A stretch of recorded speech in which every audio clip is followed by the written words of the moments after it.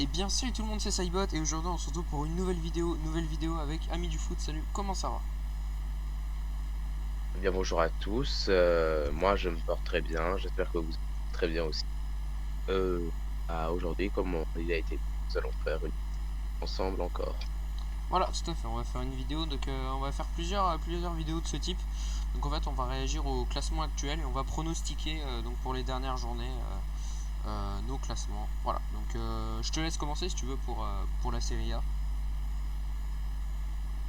Alors, la Serie A qui est à sa 27e journée, à partir du moment où on parle, Crotone, Parme et Torino qui sont aux zones de relégation en ce moment, et l'Inter qui se dirige vers un titre de champion d'Italie.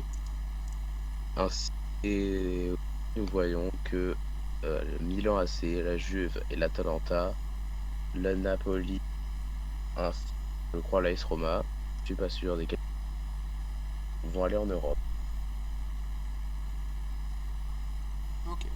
Alors, pour commencer, que s'est-il passé avec Milan entre le début et la fin du jeu?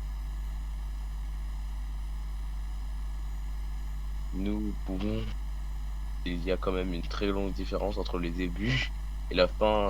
Ça c'est Tout sûr. de même parce que Milan était au début le grand favori, ils étaient premiers avec je ne sais pas combien d'avance. Ouais, ouais, beaucoup de points et puis ils ont fait bien remonter. Voilà, ces derniers matchs, ils ont fait des défaites contre l'Atalanta, au Naples.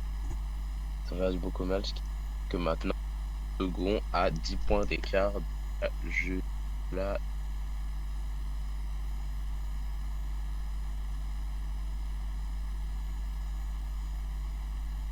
Saibot, que veux dire, veux-tu en parler? Ouais, Milan, ouais.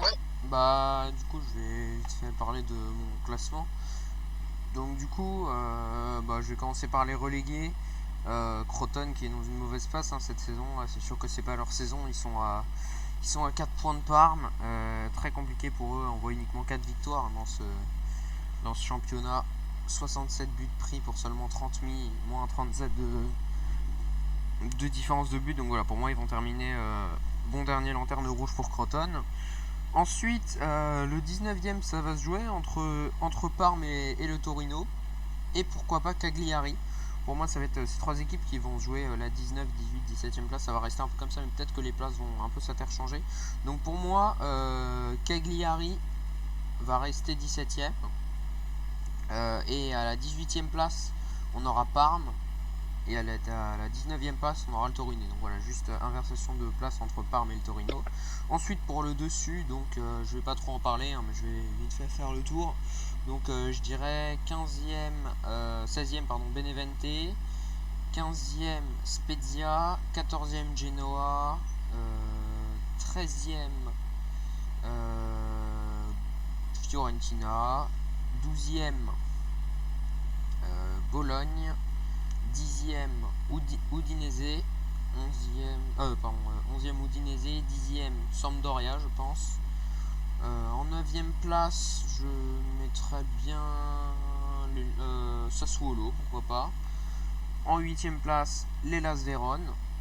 Et là, ça commence à devenir un peu intéressant parce que dans deux places, on arrive aux places européennes. Donc à la 7e place, je pense que je garderai la Lazio Rome. En 6e place, du coup, c'est là que tout va se jouer. Pour moi, je laisse aussi la Roma parce qu'on voit il y a une différence, notamment au niveau de la différence de but à 11-27. Quand même une grosse différence. Ensuite, voilà les places européennes.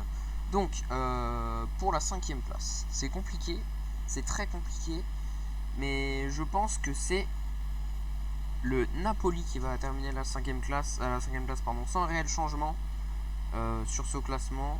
Je pense que ça va pas énormément bouger de ce côté-ci.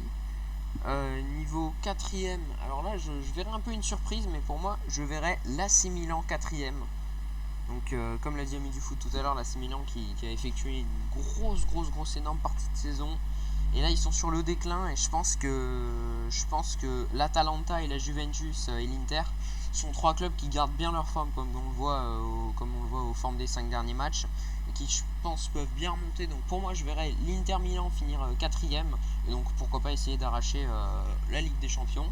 Ensuite à la 3ème place, du coup je verrais l'Atalanta Bergame accrocher de peu la Juventus avec sa 2ème place, et en titre je vois l'Inter Milan qui globalement ça va un peu loin si on dit qu'ils méritent leur titre, mais ils ont fait une très bonne fin de saison et ça on peut pas leur en vouloir, donc voilà, ça serait très mérité quand même pour les joueurs de l'Inter de gagner le championnat. Voilà, donc j'ai juste faire un petit détour par les stats. Donc on voit que le meilleur buteur c'est actuellement Cristiano Ronaldo avec 23 buts, deuxième Romelu Lukaku avec 19 buts, troisième Luis Muriel avec 16 buts, quatrième Ciro Immobile avec 14, quatrième